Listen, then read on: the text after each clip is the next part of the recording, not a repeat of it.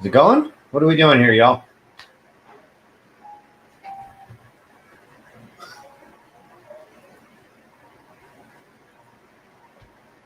Oh, hold on. We got to change this up a little bit, y'all. All right, what's up? What's up? What's up? What's up? Good morning, good afternoon, and good evening, all you beautiful people. I just realized I can't broadcast to X without a premium account. I guess I got to pay money to Elon Musk nowadays.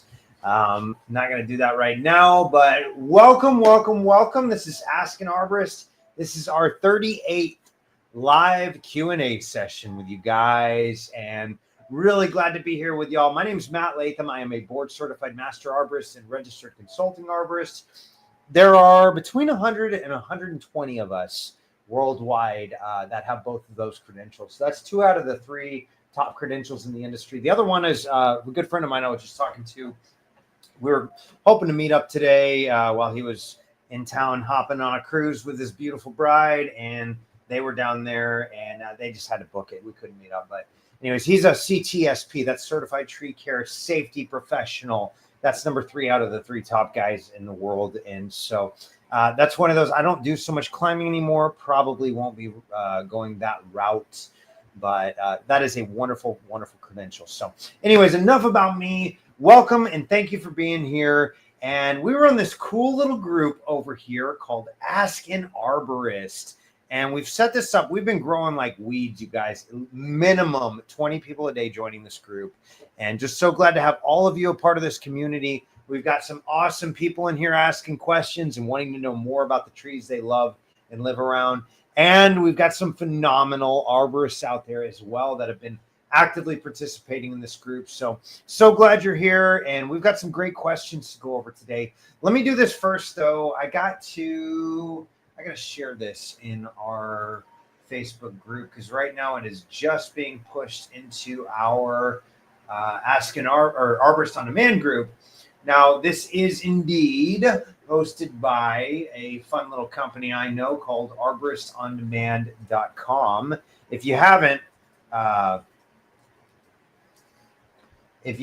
checked this out, you can hit us up on arboristondemand.com. And essentially what we do is telemedicine for trees. Now, I know that sounds crazy, but we actually had a town hall in this in ASCA. ASCA is, for those of you that don't know, is the American Society of Consulting Arborists. These are some of the best guys in the world, guys that have taught me personally. One of them is actually named Guy, and he used to write an article called Detective Dendro. Now, Dendro is a tree word. But essentially, Detective Dendro, this is like 20 years ago. I'm reading the Cheryl Tree magazine and the Arborist magazines that ISA produced on a monthly basis. And Guy used to write these articles, Detective Dendro, and I'd go in there and just digest it. I mean, I would like soak it all in. And it's all about arboricultural forensics. What's going on with the tree? How do we figure it out? And so we've got him. We've got some Lindsay Purcell, who literally wrote the book on how to become an arborist. And just some really, really, really phenomenal top-notch arborists out there. And it's become a really neat community, and I'm proud to have started this and really even just be a part of it. So thank you guys for being awesome. And we're going to, cut right to the chase today. We're going to get right into your questions. Like I said, we've been growing like crazy. I said something like, y'all are blowing my leaves away or something the other day. But thank you all for being a part of this group. And hopefully we'll bring a ton of value to you and help you answer those tree questions that you've got. Because quite frankly, we love our trees, don't we? I mean, it's just like trees are such a wonderful part of our lives. They bring way more value than we would ever give them credit for. Why would we do that when we're narcissists? You know what I mean? So, but trees, I mean, they provide mental health benefits. They provide cancer and physical health recovery benefits. We build our trees out of them. We eat the fruit of them, et cetera, et cetera, et cetera. They provide municipal benefits that we don't like to admit, like they soak up rainwater, they sequester carbon, things like that. Y'all worried about global warming or whatever? Well, guess what? It turns out that trees are good for that. They're made of about 50%, about 45 to 50% carbon. You want to help save the planet, man? Great. plant a tree and take care of the ones you got. So let's get right into it, you guys. We're looking at Jason Edmonds about 45 minutes ago. He's got this huge maple that's developing a split down a large limb. I'm guessing I have to have this limb removed. Is that correct? Is it currently a danger? Thank you for your help. Here's the thing. You might actually not, Jason. Structural support systems is actually one of my favorite subjects out there. I have done thousands and thousands of cables installed in trees, and I've done at least 500 or 600 threaded rods, and essentially that's what you're going to have to do. And for this one, I want to go back to the whiteboard here, and we're going to draw this out for you, Jason, because I think this is really important. Now, I don't want you to do this on your own. This is one of those that you've really got to have a top-notch pro that knows what in the heck they are doing. So let's say you've got this limb. It comes out from this primary other limb. That's a terrible, terrible drawing of your tree, but you've got this vertical crack that comes down there. Now, that's a big problem, right? Because you don't want that to split and come crashing down, possibly damaging you and your home, possibly damaging the tree, etc. So here's what I would do is I would get a good, this is one of those, I can prescribe it digitally via digital arborist consultation. I'll provide you the link here in just a second, Jason. But really, you're going to need somebody on site to do this. And you can do it yourself, but you really want a pro in there that knows what they're doing. So essentially, here's the crack.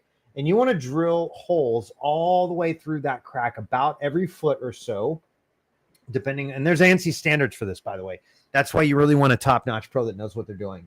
And essentially, you're going to put these little threaded rods through here and bolt that whole thing together. Now, not always, but almost invariably, Jason, you're going to want to, along with this, you're going to want to add a cable in here to somewhat keep that tree from twisting and moving and opening up that wound even more. I think you could probably, in this case, because it's a vertical crack and not a horizontal crack and not a limb that's cracking off and splitting at the base connection, this is what we would call a torsion fracture.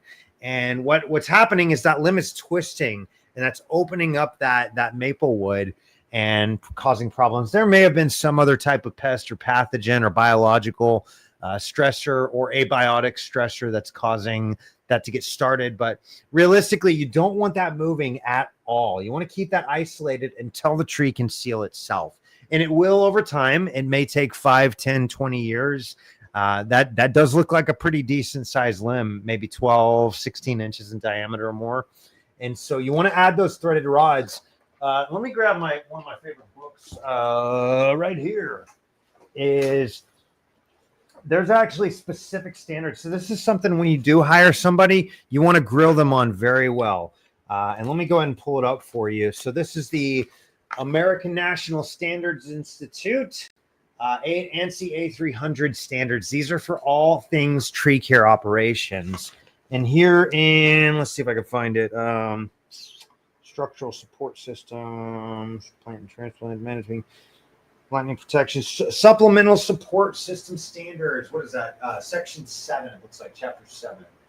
You can see it there. Supplemental support system standards.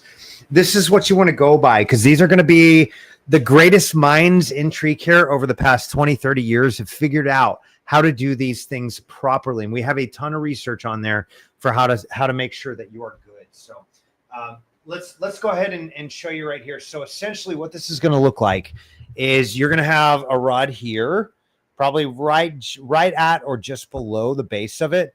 And then you're going to want to go about every foot or so, about every 12 inches, and you're going to install threaded rods. Now, that may be 5 or 7 threaded rods. It's hard to tell just from the photo, but that's essentially what you're going to want to do is you're going to want to shore up this tree very, very well. And you got a lot going on with that, because here's the thing, if you don't do that, there's a very real possibility that you're going to have some real structural issues with this tree. And I don't want that for you. I'm sure you don't want that for you. And so just follow that. Like I said, make sure to get a well-qualified arborist. I'm happy to help myself. I'll go ahead and add the link in here for my website as well. If you want, we can always do a digital arborist consult and give you a good protocol to check out and see if we can't help you out, at least like write the protocol for it. Another resource you want to know is treesaregood.org. That's going to help you find the right qualified professional. Another option is aska-consultants.org, and of course I'll give you my link as well. If you want to do a digital arborist consultation, Jason, this is a really serious issue. Especially, it looks like you've got some you've got some stuff on the other side of it. So if that were to split, it's going to be a big problem for you. But like I said, I'm happy to help you out myself and point you in the right direction and give you kind of a standard protocol. But I think I just did, actually. So maybe you don't need to pay me after all. But feel free to hit us up on the web. And if you have any further questions, I'm happy to help any way I can, Jason. But we are moving on. Okay, here's a great question. So Max is asking about what looks to be a pine bark beetle infestation. That's not good. What's going on here, y'all? Oh, I got to switch accounts. Hold on 1 second, you guys. I got like 27 different. That's not true. I have like, I don't know, a handful of Google accounts. So this is the one I want, all for different purposes, of course. All right, so let's see pine bark beetles. I know I've got some good stuff in here. No, that's not what I want. Saving pine trees from pine bark beetles. I had actually a full your YouTube channel. What on earth is going on, you guys? I hate technology. Did I ever tell you all that? I'm like a tree nut, man. If I had my way, I'd disappear in the forest. I would in a heartbeat. What's up, Chingos Trees? My brother from Central Texas. Glad to have you here, dude.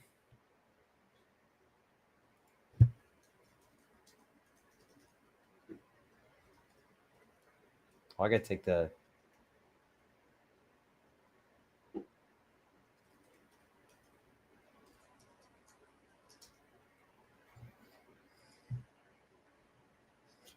All right, so we're going. What is this? Pine bark beetles. There's several different pine bark beetles are not like one specific pathogen. There's actually about I can't remember, about a dozen different types of pine bark beetles, and all of them do different things. There's IPS engraver beetles. There's the southern pine bark beetle is a real nasty one, and a handful of other ones. But yeah, they're crazy dudes, and they will wipe out entire forests like in a heartbeat. The southern ones will. Most like the IPS and the turpentine beetles are going to be, and there's a handful of others.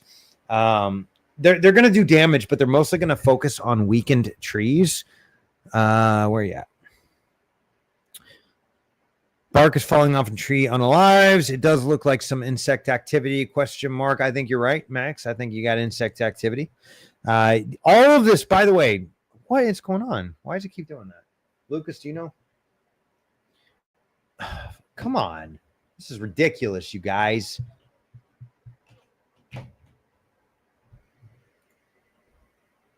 There we go. Cool. What's up, Max? Okay, so all of this stuff in there is like packed. We call it frass. Frass is a really fancy way of saying bug excrement. And frass is essentially, as the critters are chewing their way through your bark tissue, your cambium tissue, they got to get rid of that somewhere. So they just leave it behind them as they're chewing their way through your tree. And that frass is what's left over. So it's a combination of like sawdust and insect feces processed a little bit. But it is what it is. And you've definitely got some beetles going on there. I'll tell you my protocol is I like imamectin benzoate as a trunk injection, but if you've got just a handful of trees, a trunk injection is going to be your best bet. If you don't have a lot of different trees, what you could do is hit it with a biostimulant treatment. You want to add molasses, you want to add humic acid or humates, you want to add seaweed extract, maybe some pea protein or some soy protein or something like that. That's going to add a little bit of nitrogen in there as well, which will help. It's not going to be the end all be all. And then, of course, you want to add imidacloprid. It's not a great idea to spray imamectin benzoate, but imidacloprid is a really, really great product. And it does a really great job of suppressing a lot of different things. So even if I'm wrong, then you've you've at least covered your bases. If it's like ambrosia beetles, the imidacloprid is going to attack those as well. So that's going to be a really great, like, hit it with everything you got, spray it full canopy, add some Pentra bark is the name of it, is a really great product as well. And Pentra bark basically is an adjuvant slash non-ionic surfactant. So it's going to help to spread it everywhere, and it's going to help actually get internal inside of the tree and become systemic. That's really, really important, you guys, because the thing is, if you spray it and it just stays on the surface, it does nothing. And so make sure you get that Pentra bark in there as well. And let's see, what else am I missing? I think that's pretty much it. I know I did some other videos on that.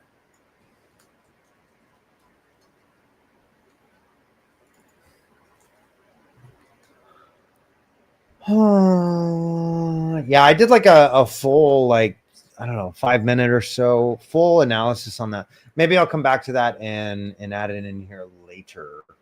But and really important too. Now that I accidentally clicked that button, let me give you this one as well, because this is really important. You want to make sure to reach out to your local agriculture extension, Max, because they're gonna be able to tell you exactly what it is and know the bugs and the beetles and the pests and the pathogens and all that in your specific area. So hope that helps, pal. We're moving on. Ruth is asking, hello, got a Japanese maple. Was present when I bought my home over 10 years ago. We noticed a few months ago, half the foliage seemed to wither and unalive, while the other half remained fresh and red. After inspecting, noticed a bit of white on the trunk. Growth has spread quickly. It's white/yellowish and thick, causing bark to pull off. The wood under appears to be dry with some cracking, it growing from the base of the trunk up to the branches, up to the branch offs. I don't know what that means. Is this something we can be treated, or is this a case of a removal? Wow, that looks pretty intense, actually. Let's see what we got. That's a lot going on there, Ruth. Beautiful tree. It is a beautiful tree. Yeah, Japanese maples here in Texas, it's just way too hot for them. They get burnt to a crisp. Wow, that looks like, you know what that looks like? A schizandria. Schizophyllum? Schizandria? Schizophyllum. Hold on. Phylum. Yep, that's the one.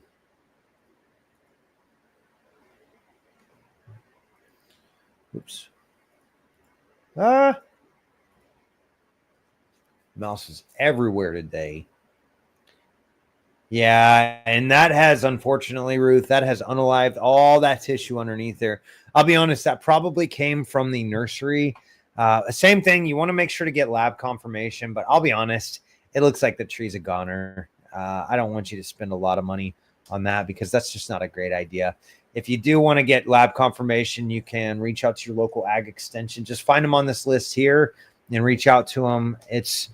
That looks like it's just overtaking your tree, unfortunately. I'm really sorry, but if that were mine, I would say, or if you were my mom or sister, I would say, you're better off just getting rid of it. So I'm really sorry. I hate to be the bearer of bad news, but you got a lot going on there. So hope that helps. Let me go ahead and post the timestamp just so you got it. But like I said, unfortunately, I think this is one of those.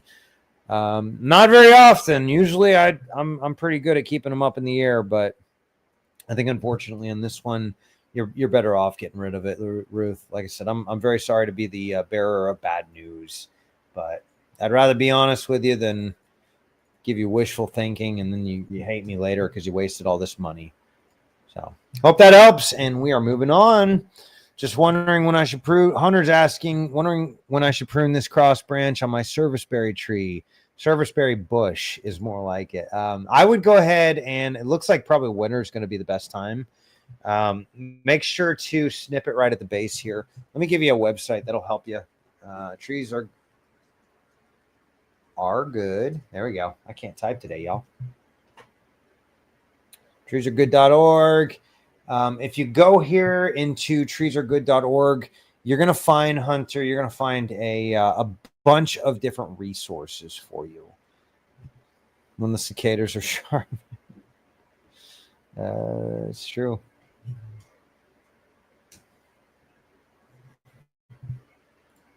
Row. Here we go. Okay, so Hunter, if you click on this tree owners resources section, this is going to have all different kinds of resources for you. You're going to go in from choosing the right tree to choosing the right arborist to pruning your trees, managing tree risk and hazards, plant healthcare, tree owners manual. By the way, y'all, I know I've mentioned it before. I do have a book coming out as well. It's basically tree owners manual on steroids, and it covers a bunch of things that they don't even touch, like who owns that tree? What do you do if your neighbor's tree is a risk to your property? How do you deal with insurance issues regarding trees, et cetera, et cetera? So we're working on getting that out to the masses. Winter is my time to finish all of that too. So we'll be knocking that out. What happened? Hunter, where'd you go, bro? Excuse me. Don't leave me, Hunter. Yeah, so this is a wonderful, wonderful resource for you, Hunter. Why is it not doing that? Hello. There we go. And, you know, we can always do a digital arborist consultation as well, but I don't think you need it. I think you can just, if you do want to, if you really want to pay me money to take a look at it in person, hit us up on arboristonDemand.com. But I think you're good to go, man. The main thing is just you're in a good period. Winter's okay. When was it planted? Exactly 1 week ago. Ooh, actually, leave it alone. I take all that back. Leave it alone. We're moving on. All right. So Rick is asking, is this Eastern redbud planted deep enough? Ugh. Rick, I think you got it planted maybe too deep. I can't even tell. The root flares are non-existent. Oh, okay. Yeah, you're okay. I think you're okay, Rick. I might actually pull some of that mulch away from the base of it, but I think you're okay.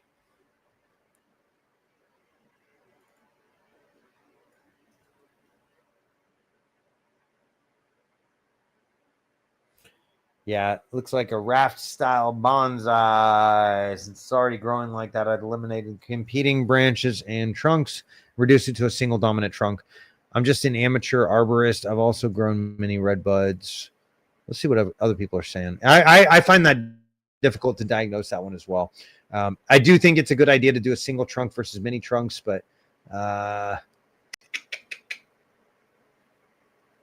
do a side angle so we can see the grade of the soil. Yeah, I think you've got a really, really wonky growth pattern. That's a technical term, by the way. And man, you got a lot going on with this tree. Where is it? Hello?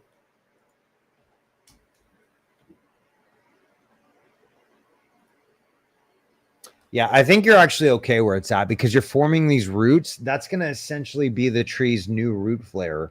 And the tree will adapt. What you don't want to do is pile mulch and debris up on top of that woody tissue here, because that actually can cause a lot of damage and set you up for failure later on. So I think you're okay. Yeah, I think it's not too deep, not too shallow.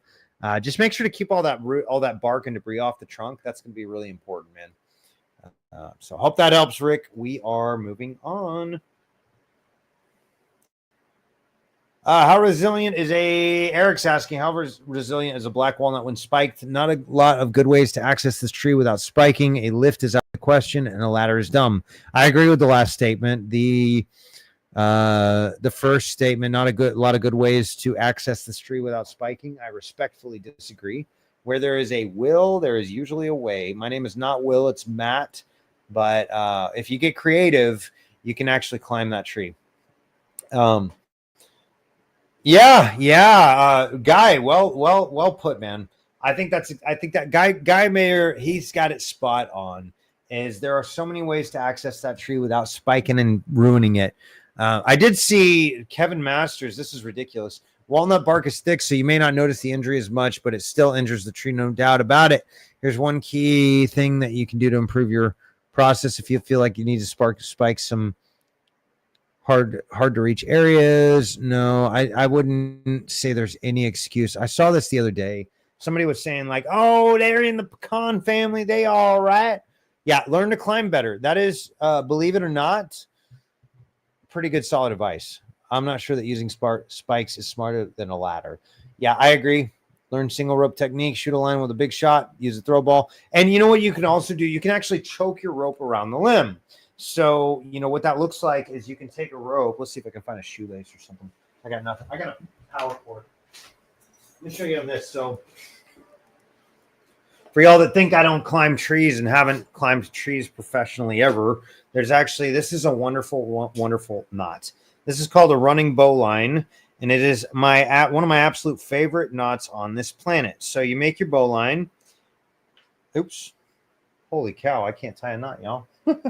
This is ridiculous. Give me one second, you guys. I got to relearn how to tie a bowline. It's pretty sad.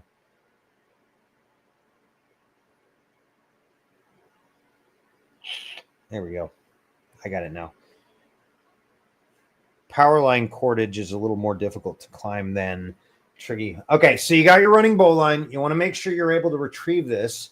But what you do is you basically just tie that running bowline around there and you climb on this. Now you can use foot ascenders and a positioning lanyard. Lock yourself off. Move the running bowline so like you're climbing the tree like this. So hang there. Set yourself in, lock yourself off with another rope, and then move this rope up and kind of inchworm your way up. Now climb this one. Now lock yourself off. Now move this up and proceed all the way. Even if it's just one stem and there's not a single branch union that you can run through, then you're okay. Like you don't need to know, or you don't need to spike a tree to be able to climb it. It's just not necessary. Almost, and I'm not going to say 100% of the time, but like 99.5% of the time. And Bob's got it right. Spiking a tree is for removals only. Bob, thank you for the great advice here. Spiking is only for removals, and I will add one caveat to that: it's for removals, and it's also for emergency rescues as well. So, just y'all don't spike. No, what is this, Joe? That's stupid. Sanitized black walnuts are like male pecans, incredibly hardy. Spike on, brother. That's not. What are you doing, Joe? Who are you? You're obviously in a tree in that picture. That's not good. No. Gaffs are for removals and aerial rescues only. I don't know who you are, Joe, but like you got to read a book, bro. You got to read the Arborist study guide. We don't spike trees that we're not either getting somebody out of, because humans are more important than trees, even the 4,000-year-old trees. But yeah, no, sanitize your gaff spikes with isopropyl beforehand. That's not going to help. It is a violation of industry standards, Ron. Ron, great solid advice. Okay, so how should it be done? I don't have wings, so throw a line to set your rope. It sounds like, bro, I'm not even going to lie, Eric. Maybe you need to hire this out to a contract climber. Hire somebody that knows how to access that. You don't need to spike it. You're going to damage the tree, and it's just not worth it. Don't be a bad arborist, y'all. Tough as nails. You're not going to hurt it. Joe, that's terrible advice. I disagree. We're going to turn comments off of this one because it's getting out of hand, y'all. Turn off comments. I can't believe some of the terrible advice we're getting. Wait, I need to turn it on so I can put my comment on there. Turn on commenting. What are you thinking, you guys? We don't spike trees. We all know that by now, y'all. Stop it. Just stop it.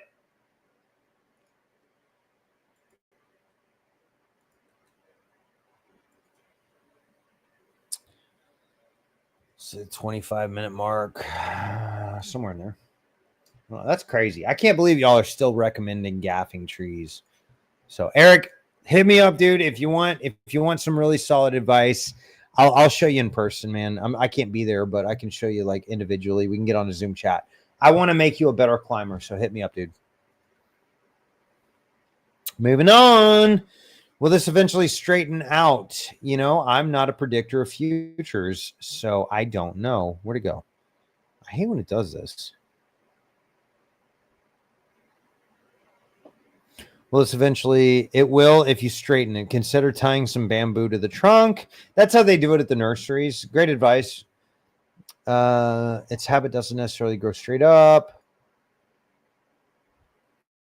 It's an American beech. Yeah, American beech doesn't either. They want to grow kind of wide a little bit. Not real bad, but that's epic. X current versus D current growth. So every tree is going to have a genetic predisposition to be growing a certain.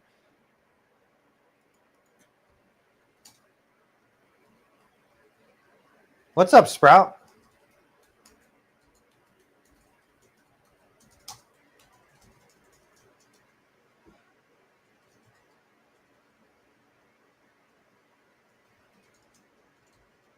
What do you mean? What's up with the comments? What is up with the comments?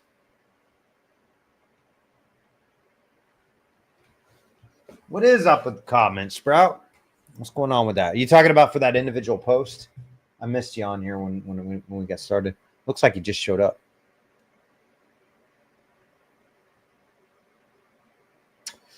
Oh yeah, so we've had this problem where like some people are getting like I don't know we've gotten over the 100 mark,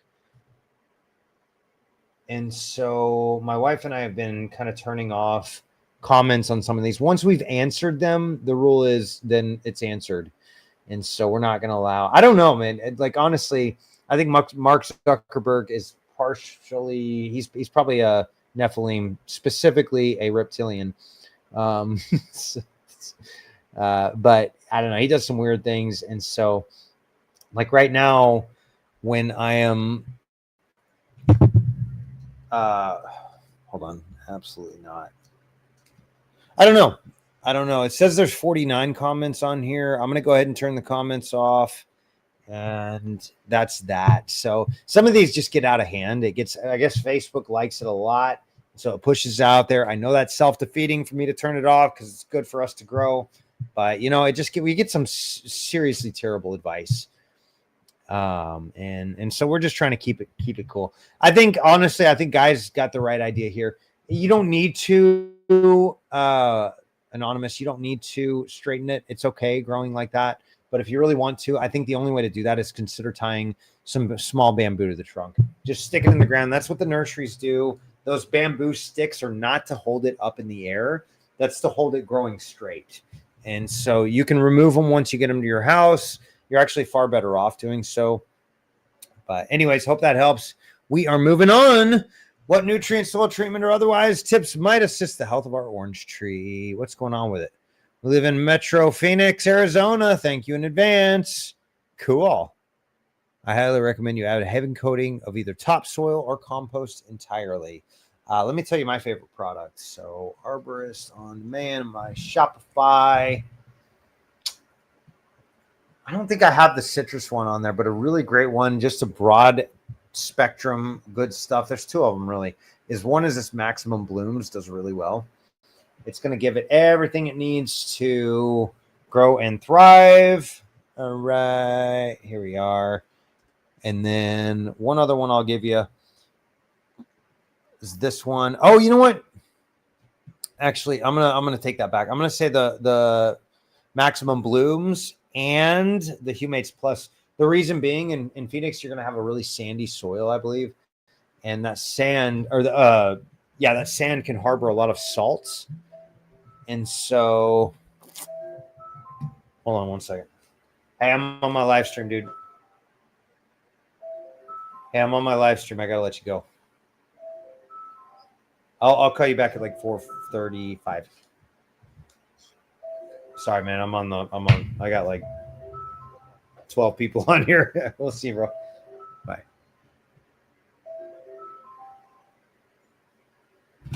Sorry, y'all. Okay. That was I gotta take that call later. Not now. Right now we're talking trees, y'all. So yeah, I think you've got a situation here where you're trying to get soil treatment or otherwise tips might assist the health of our orange tree. Jay DeSalvo, I really like that. Add a heavy coating of either topsoil or compost immediately. I don't know why immediately.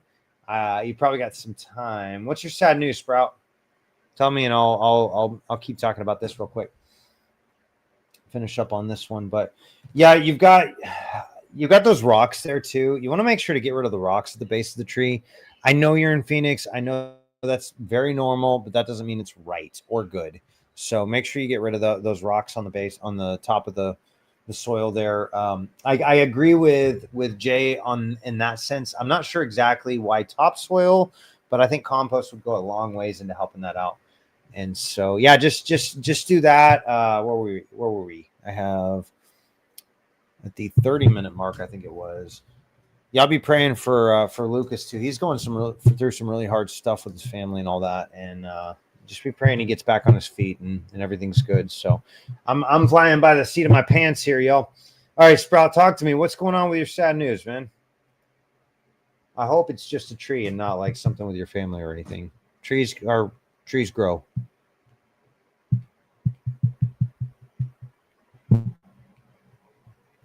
All right, so Tom, on this one, welcome, by the way. Thanks for your question. I would want to know what exactly is going on the base of the tree, on your root flares. Oh my gosh, these people just leave me alone, y'all. I thought I turned it on silent. Spruce tree looks like a white spruce, maybe. What do you got there? No. Oh man, I'm so sorry, Sprout. That's so sad. That stinks. I felt he's gone because he survived so much. Yeah. A lot of our parents and their parents' generation went through so much more than we did. And you know, it's and I don't want to rub this in by any means because I know you're mourning right now, bro. But my grandmother is actually coming in next week for her 90th birthday. She wanted to go on a cruise. And so it's like, God love her. Like, go do your thing, woman. Like, go have fun on your cruise. That's a beautiful thing. But Sprout, I'm really sorry you're dealing with that, man. I'll be praying for you and your family that y'all get through that and really can celebrate his life. It sounds like he's lived a lot and got you started on trees, and that's a beautiful thing. So it's your job now to grow up, start a family, have kids, and then grandkids of your own, and pass that legacy on, bro. So I'm really sorry you're dealing with that, dude. I feel for you. And like I said, we'll be praying for you guys. It just sucks every time you lose somebody. It's like that, and this is why, for those of you that know, I am a Christ follower. Maybe that's offensive to you, or maybe not. One thing I can say though is, it's actually, the Bible says to live is Christ and to die is gain. Well, I don't know about y'all, but I like gaining, not weight like I've been doing, but like muscle mass is gained. That's a good thing. Gaining wealth, that's a good thing. Gaining family, that's a good thing.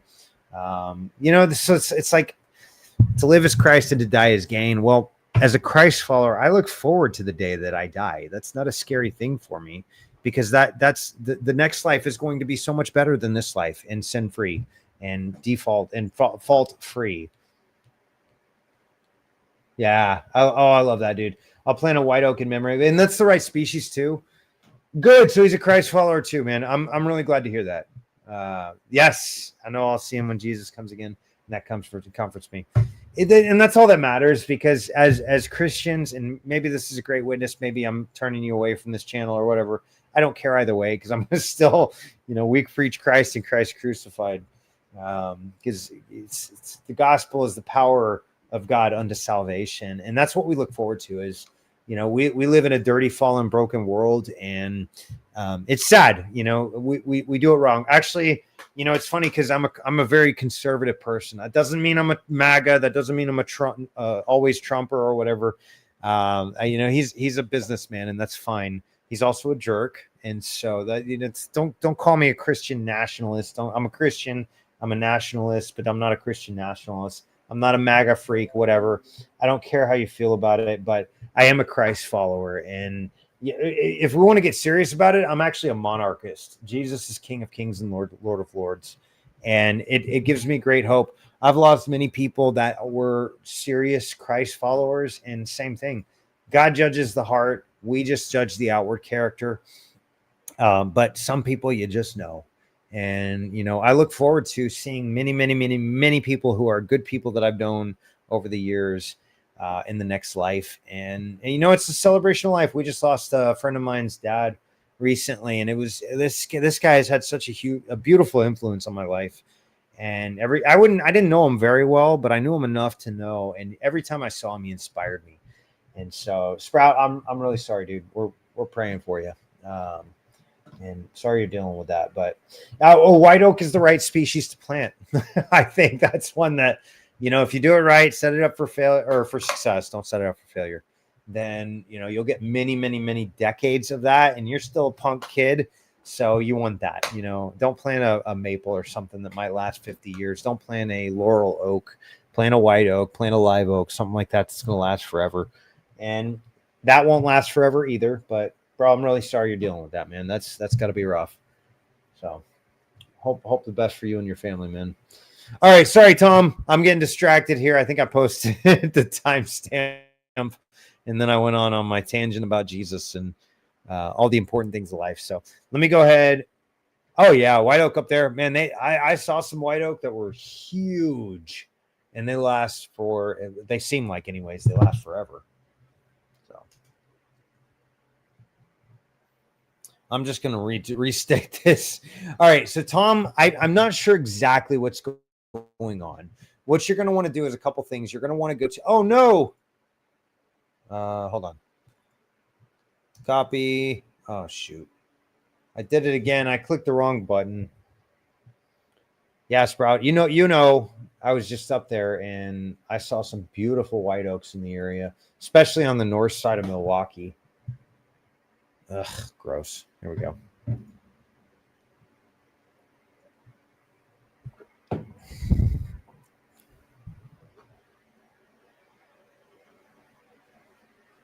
Let's get back to it.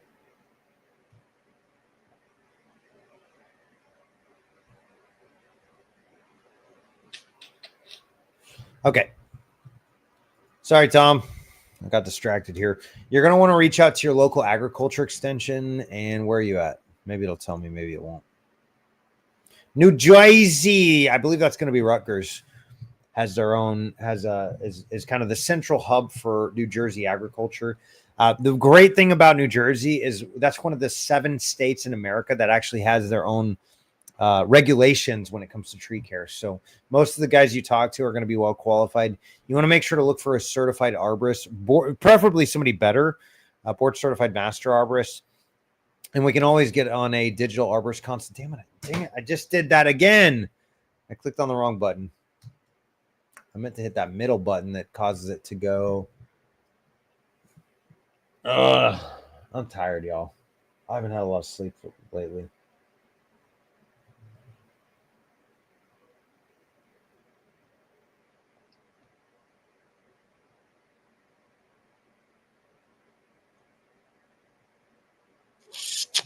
Here we go.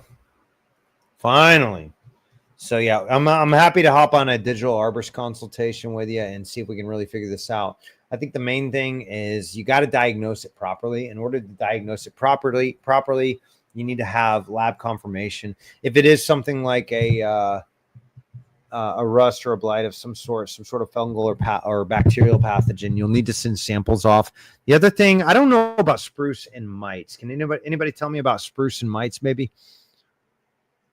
Oh, cool. So we're to our last point. Maybe we'll get some spruce mite, spider mite issues.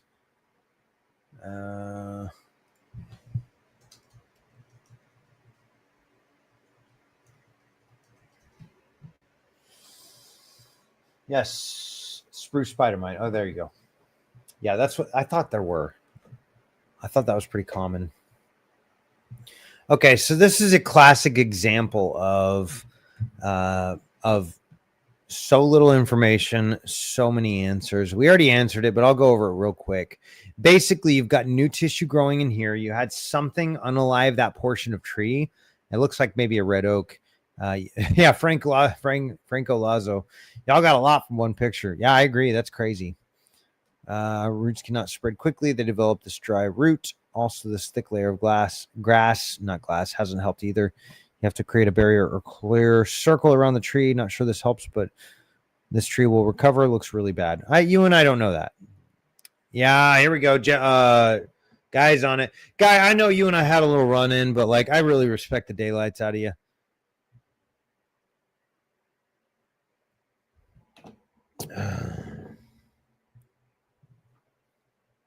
Maybe it withered up and unalive because of damage from the sunlight. I think sun skull is probably a pretty good diagnosis. But we don't know. Like that's it's on the south or southwest side of the tree trunk. If so, it could be sun damage. Not much to go on. Please show the whole tree and the buttress roots to grow off of the trunk. It's very important, y'all. Whenever you're posting questions, give us as much information and detail as you can. That's going to help us be better diagnosticians and get you pointed in the right direction. Rogelio, we talked about that tree. We talked about this tree. We talked about this tree. We talked about that tree. We talked about that one. We talked about this tree, eastern white pine. We talked about this cedar. We talked about this crazy. What was that? Yeah, so that was a structural issue. Let me make sure I got all that covered.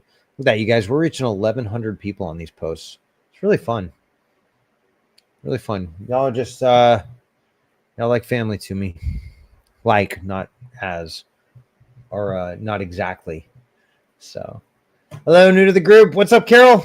Thanks for your question. Dwarf golden arborvitae, emerald green arborvitae, and pinpoint blue cypress, green giant. The bucks are tearing them up. Are these trees ruined? Well, they're not doing so great. Yeah. So the thing is, arborvitae is actually food for deer. I learned this on a court case I'm on in Canada. I had to do a little research, and I didn't know that. By the way, most arborists are going to know the things that are local to them primarily. They're also going to have some baseline knowledge to maybe be able to point you in the right direction. But yeah, arborvitae is one of those or northern white cedar is another name for it. That's not the right name for it, but they're arborvitae or Thuja occidentalis, if we want to get down to the scientific name. And it actually happens that they're a great food source. I think like 15% of the food source for white-tailed deer. I could be wrong in that though. It's something like that. So it's not uncommon. What you could do is you can actually make a paste with cayenne pepper, raw egg, one of them, about a gallon of water, raw garlic, and maybe a little honey to have it stick to the bark. What that's going to do, your main ingredient there is the raw garlic and the raw egg, as well as the cayenne pepper. And the cayenne pepper is going to burn them. You and I know what it's like to eat cayenne pepper. Just take a spoonful, see what happens. It's not going to be pleasant. And the same thing happens when the deer comes up and starts sniffing on it. It's going to suck that into its nose and be like, that ain't for me. And it's going to move on. And so that's just kind of one of those cool little tricks that I learned over the years. Is it's not the end all be all, but it might deter them quite a bit. And so that could go a long ways to keeping them off of there. I call this amputating before calling the surgeon. Yeah. I think the main thing is you want to deter them. Yeah, no, absolutely. So the thing is, those northern white cedars, Sprout, are actually they get really, really old, some of them. And I think up in Canada even they live to like 1,000 years, some of them, which is crazy to me, because arborvitae here, they just the clay soil they don't like, and they don't last very long. But up in the great north where you guys are from, they'll get to 1,500, 400 years old pretty easily. What's up, Anonymous? I think you asked a question about this tree before. I remember that little crook in that. Was it redbud? I can't remember what it is. Yeah. Yeah, this is solid advice. Yeah, Sprout, I too have seen that. Yeah. So whenever you pump nitrogen into trees, a lot of times that'll cause artificial growth, and not in the good sense. So yeah, you want to keep them out in nature, keep them natural. Once they get big enough, who are you? I'm sorry, Carol. Once they get big enough, the bark will be thick enough where the bucks they'll pretty much leave them alone. They'll still eat some of the leaves, but it's not like, a really big issue. It's getting them past that and getting them to maturity before they get damaged like that. So anyway, sorry, Anonymous, back to yours. I would definitely do as these guys are saying and remove that wrapping on there. That's going to be really important because you want it to dry out. The big plastic sheath, probably okay, at least to get it established. If you've got, like Carol over here is dealing with these stupid deer coming in and just rubbing the daylights out of a tree. Same thing is you want to keep the critters off of it, make sure it gets to live enough to where it can survive and thrive on its own. So maybe keep the plastic here, but I would absolutely take that off. No, I don't think you need to do all of that. I think you got too much going on there. So hope that helps. We are moving on. More bark apricot tree that got scale last year. I sprayed it in the spring a couple times with neem oil spray. I was planning to do the same next spring, but it looks like it's getting worse. Okay. Well, here's a fun trick. Instead of neem oil, use a dormant oil. That dormant oil basically is going to suppress all of the eggs. It's gonna create like a wax coating kind of, and what that'll do is it'll suffocate the eggs and they'll become inert. They won't grow and they won't live. And that's the best thing to do. I love neem oil too, by the way. So I'm not opposed if you do get some that make it through there, use some neem oil. Let me give you this product too, because this is not one that I sell, but it's a really neat product. So the neem oil is only going to do so much, but if you use this stuff, it's going to actually get internal in the tree as well. And I'm just giving you this is just a website. You can find it anywhere. You don't need a lot. You maybe need like a couple drops, honestly. So get the smallest package you can find there. But yeah, that's a really good product. Pincher bark is awesome. For y'all that know me, I'm very crunchy granola. Keep it organic, keep it natural, but also there's some awesome products on the market. Oh, what's up, Oklahoma? You're my neighbor. So started to go dormant. The other question is, should I cut a few of the longest few branches back to minimize the amount of growth next spring? No, that's probably going to stimulate growth. If you want to minimize growth, let me tell you the other product to use. Cambistat. Wait, I'm just going to type in the butrazole. This is like one of my favorite products out there as well. I'll just give you this one because there's a lot of different ones. You know what? You're gonna have to have a Department of Agriculture pest control license. So this is one I'm just giving you the data because it's good data. I don't want you to use this on your own. I want you to call a professional in your area. If you need I actually know a few guys in Oklahoma, depending on where you're at. So hit me up if you want, and I'm happy to guide you in the right direction there. But Diane, I think that's going to be your best bet. Suppress it with dormant oil. Don't use like, I don't know. Neem oil is great, but mix it with a little bit of pincher bark. The dormant oil is great. Go ahead and spray that on there right now. Oh, I love Bonide products. Yeah. My favorite brand, Sprout, that's a great question, is Monterey brand.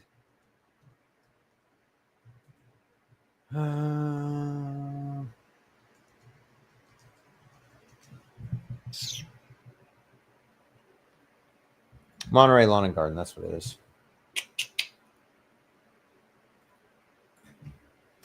I really like Monterey brand. It's always high quality stuff. Like their neem oil is one of the purest forms that I've looked at. And I could be wrong in that, but Bonide's okay. Monterey's my favorite. It's just high quality stuff. Neem oil and insecticidal soap, or is there some crazy weird backstory? I don't know. Need to know the backstory if it exists. I don't know a lot about them, but I do know that Monterey is really high quality. All my crunchy granola organic friends use it as well. And so that's great stuff. So anyways, hope that helps there, Diane. And we are moving on. I have a pecan tree I would like to have moved. It's about 5 years old. What are the chances of it surviving? It depends. Well, first of all, Debbie, you gotta give me some pictures. You gotta tell me where the tree's at right now and how it's doing overall health wise. That's gonna make a big difference. I don't know. The answer is I don't know. The answer is it depends, and I don't know. So I'm sorry. I wish I could be more helpful, but we're gonna have to look at it a little more closely. What we can do is get on a digital arborist consultation and see if we can help you out that way, because quite frankly, if you do it right, transplanting is a very normal and natural thing that we can do. But if you do it wrong, you're going to set the tree up for failure, and it will fail eventually. So Ted is asking, hello, thanks for letting me in your group. I just had a maple tree fall down in the first photos, the inside of the tree. I'm fearful my other 3 maple trees might fall based on how the base of the tree looks. In the other 3 photos, any recommendations on what I should do? I think I commented on this. Did I not?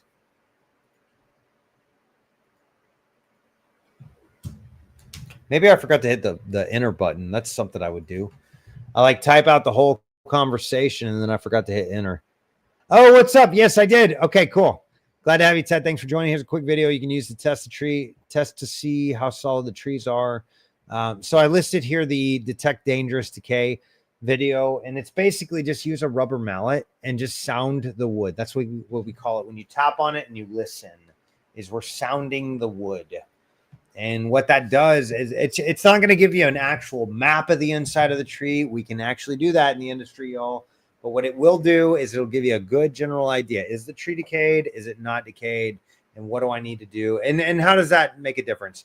The real question is it going to fall and cause damage? Quite frankly, if a tree falls in the forest, who cares? That's future tree food, y'all. So if it falls in the forest, that's fine. Yeah, no, you're absolutely right. Sprout's got a pretty good point. Rot usually doesn't affect multiple trees if there aren't open wounds for decay to come in. Please correct me if I'm wrong. Yes, no, you're not wrong. I'm not going to correct you, Sprout. The main thing is the tree healthy enough to compartmentalize and seal tissue itself? I will say this, Ted, is you've got I see this one tree. Oh, goodness. Yeah, no. So you've got wounds are sealing. That's a good thing. All that new tissue you're seeing on the outside of that wound is a beautiful thing. That's exactly what we want to see. However, you do have this what is it, English ivy maybe, and that's going to trap moisture up against the trunk. That's going to promote fungal pathogens, which can come in and cause decay in the inside of the tree. And so just something to consider. Brian's right. It will slowly girdle the tree. More than that, though, it's going to trap fungal pathogens. And it looks like you've had some termites living in there. Maybe actually termites. Everybody's worried about termites. They don't do anything except eat decayed wood, unless they're the Formosan type, in which case they will go after. They do have the enzymes to break down living tissue. So just some things to consider here.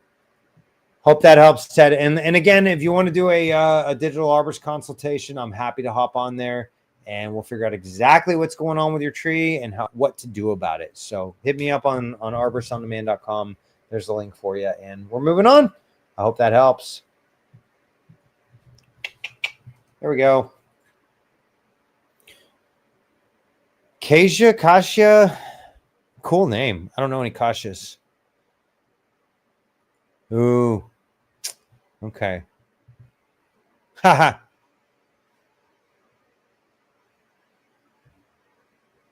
That's fun. Does anyone know what's happening here? The tree had a healthy foliage in the summer, but oozing sap and seems wet on that side. Ooh, maybe bacterial wetwood. Again, that's going to be one of those you need to get a lab diagnosis on. Where are we at? 5, 8. Here's a list of U.S. agriculture departments by state. So Kasia, I'm sorry if I'm pronouncing your name wrong. Where you at? We don't know. Hit them up and just go to this website and find your state's agriculture extension and reach out to them. That's going to be your best bet, is figuring out what it is. I love that guys saying like scrape away any loose bark and then hit it with the garden hose and some hydrogen peroxide.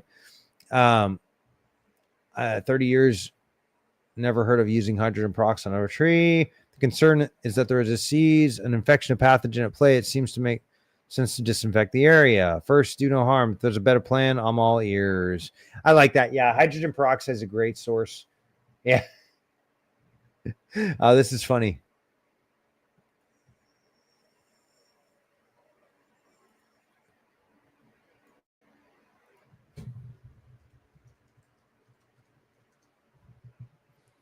Hey, Kaja Kasia, I'm sorry. I know it's wrong. You're famous now. You're on the internet, bro. Broette. Yeah, neem oil is good too. Neem oil is a great product. It does. You don't want to use it like in this super hot weather because it can cause burns.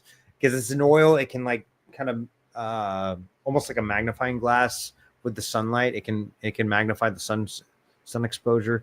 Yeah, hydrogen peroxide is great though. Use the 3%, not the like 12% or something crazy like that. But yeah, it's oxygen, y'all. Trees need oxygen. Trees are made of oxygen. Hydrogen is about 3% to 4% of a tree's consistency. Carbon is about 45% of a tree's consistency, and oxygen is about 45% consistency. That's what makes up the tree. Is basically C6H12O6 is glucose or sugar. You want to know the best thing to do with your trees? Give it some sugar. Molasses is even better. But that's going to feed the microbes, feed the tree. Everything's going to work and thrive. All right, we're going to take a couple more of these. I heard neem fixes everything arbor related. Yes and no. That's a great point, Ronnie. Neem is really good. It's actually it's produced by plants. It's produced by the neem plant, I think out of Africa somewhere. And essentially what it does, it's an we call it allelochemical is what it is essentially it's a allelopathy is like modern medicine for humans, and allelochemicals are what the tree produce. So what that means is the tree's producing its own insecticides, its own fungicides, its own herbicides. Even they're actually suppressing herbicides in the ground. And neem oil is basically an herbicide, a insecticide / fungicide. So it's going to go a long ways into just suppressing. But the great thing about neem oil too, it's actually got some really good health benefits for the tree as well. So I got to go into that one of these days in a nice long video, but we are moving on to questions. I think I'm actually caught up. Are we caught up? That's crazy. That hadn't happened in months, y'all.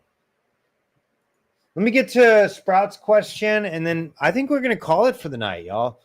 Wait, I didn't do that one. We're going to call it after Megan's question. So is it bad to see a mushroom growing in a canker on a tree? Yes and no. Great question, Sprout. The thing is, if you see a mushroom, that means that's the tip of the iceberg. That's the flower on the hibiscus. Or the rose or whatever. There's a whole plant, a whole stalk, a whole set of leaves, a whole root system that's going on that you can't see. The mushroom is the fruiting body of the fungus. And so you want to look into that. Find out what it is. That's the main thing. And again, Sprout, I'm a big fan of prescription diagnosis. Don't just go assuming things unless it's Ganoderma, because Ganoderma is just so easy to tell what it is. Nothing else that I know of looks like it. There's Ganoderma applanatum and Ganoderma lucidum, I think it is. Ganoderma applanatum is the artist conch. That's the one that you can look up artist conch. You'll have some fun with that one. If you find it, it's so cool. You can like write your name on it with your fingernail. It's so cool. Nature's fun, y'all. Okay, so Megan's asking, planted these in August. Are they unaliving? Try to fluff some of it off some of the unalived leaves. Megan, I think, and I could be wrong, you've got one of two things going on. That looks like Italian cypress. Where are you at? No, I don't know. All right, so that looks like Italian cypress. Italian cypress has two problems, very big problems. One is mites, and one is what's called Siridium canker, Siridium canker. And what that is a fungal pathogen that really loves Italian cypresses. And it's very unfortunate because it's almost untreatable. The only thing I have found to treat Siridium canker is actually getting the tree to grow past the Siridium canker, to outgrow the fungal pathogen. Other than that, none of the fungicides seem to be working. None of the I don't know. It's just a messy canker. What you have to do is allow your soil to dry out. That is so critical, Megan. So critical. Is you've got to, where is that, about 103? Mark, you've got to allow the soil to dry out. So stop watering. You got some beautiful grass there. Stop it. Just stop it. I see a hose there. Y'all, whenever people, this is very common, is whenever a tree gets stressed out, people tend to go in there and water it more. The problem is typically, especially if it's fungal, is you've got too much water too consistently. You need the soil to dry out. And let me leave you this one, watering. Do not water the trunk of your trees.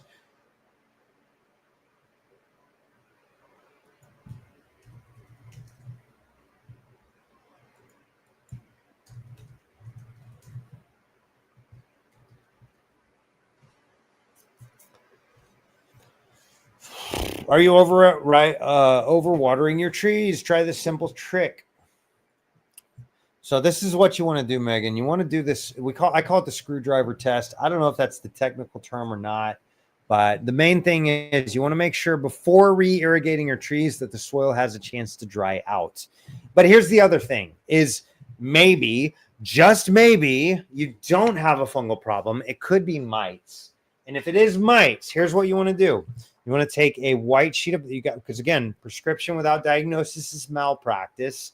Take a sheet of paper, stick it under the tree, shake the tree. Sorry if that's sounding crazy, y'all.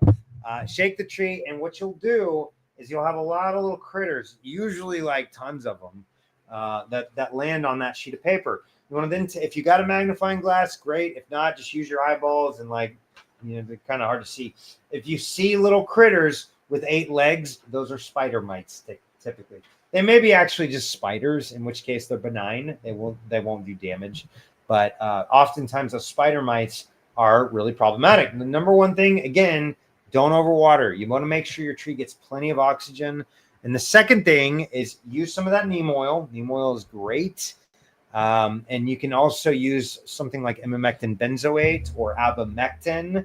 Those are 2 different miticides that work really well. I love imamectin benzoate because it'll suppress it'll suppress the bugs along with the mites. Those are 2 different classifications.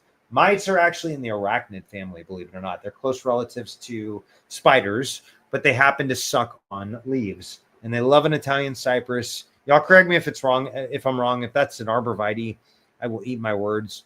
It's probably not that, but it looks to me like a Italian cypress, in which case it's probably either Ceridium canker or spider mites. So, all right, we got one more question from Sprout. As always, wonderful questions, dude, and I love that you're really getting into the trees. Trees are, like I said, they're just such an important part of our lives, and most of us don't even realize it. I saw it in a box shelter in my nature area, so I'm okay with the canker. But if I saw that in a yard, I'd be worried. Yes, and that's a good point. Is it in nature? Is it in the forest? If it is, generally you want to leave it alone. Don't mess with the forest. Let the forest take care of itself. The forest has natural checks and balances where it'll balance itself out, even if you get pathogens out there. Now, the exception is things like detrimental wipeout type of species, like pine bark beetles, like southern pine bark beetles, will wipe out an entire forest. Emerald ash borer will wipe out an entire forest.